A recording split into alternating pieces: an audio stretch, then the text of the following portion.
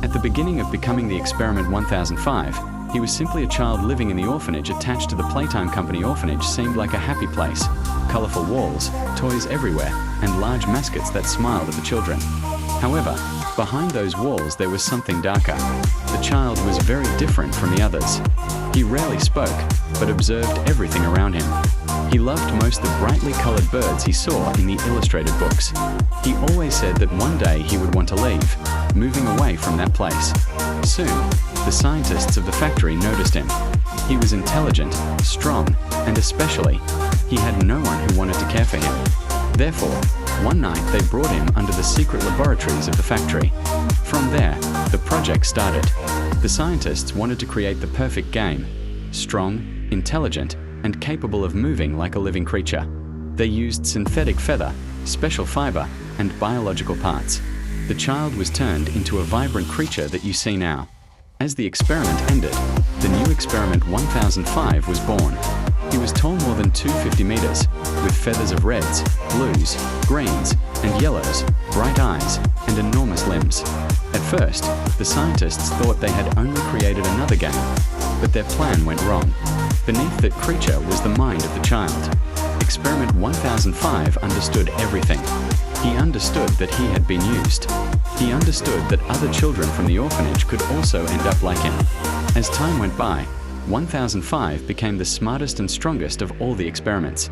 He was not only strong, he was cunning. He studied the scientists, learned the corridors of the factory, and observed other showcases. Some people say that 1005 controls other experiments in the shadows, waiting for the right moment to break free from them all.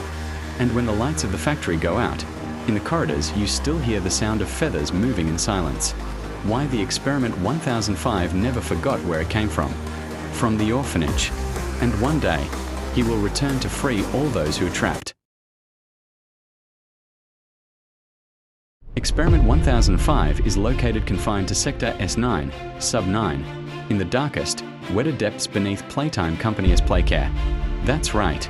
They've confined you to the darkest levels, where the light never comes in and the metal on the walls is perpetually moist with condensation. Being Experiment 1005 means inhabiting the abyss of the Playtime Company, a place that is no longer a factory, but a mausoleum of forgotten hearts.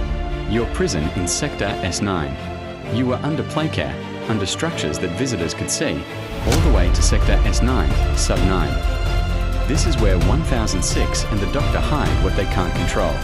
Acoustic insulation. The walls are meters thick to prevent your screams or vocals from disturbing other areas. The corrosive silence. They left you alone with the sound of your swaying and the of your lips, hoping that loneliness will destroy what is left of your mind. Remote surveillance. The Doctor no longer dares to enter your cell. He is watching you through armored cameras, marking your every oscillation as statistical data. The betrayal of the prototype. The 1006 has locked you in the depths because you are the only one who knows its weaknesses. From down here, in the bowels of the factory, you feel the vibrations of his every movement.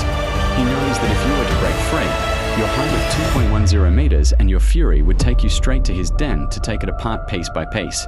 The particles are rusting from the moisture in the depths. Do you hear that noise? It's the pivot of your right handcuff that's about to give way. Between the quiet hallways and secret Playtime Company labs, there is a special line of toys, the 12-wing critters. They're not just toys like the smiling critters. They're flying creatures, each with unique wings and amazing abilities. Some create bright sparks, others move the wind with the of their wings, and some can even observe in the dark without being seen. Each 12-wing has a distinct personality. Some are playful and lively, others cunning and mysterious. And then there's Wobble Wally, their unofficial leader, a multicolored, mysterious bird with the intelligence of a special experiment. When the 12-wing critters take flight, the corridors of the orphanage turn into a world of adventure, surprises and magic. Twilight-wing critters, 12-wing skyflash, fast robotic hawk, 12-wing glimmerbug, insect with luminescent wings, 12-wing cloudpuff, rabbit gliding over currents, 12-wing emberclaw, small dragon that produces sparks, 12-wing frostnip, Arctic fox that creates snow in flight, 12-wing breezehopper, winged frog, 12-wing shadowwing, silent bat,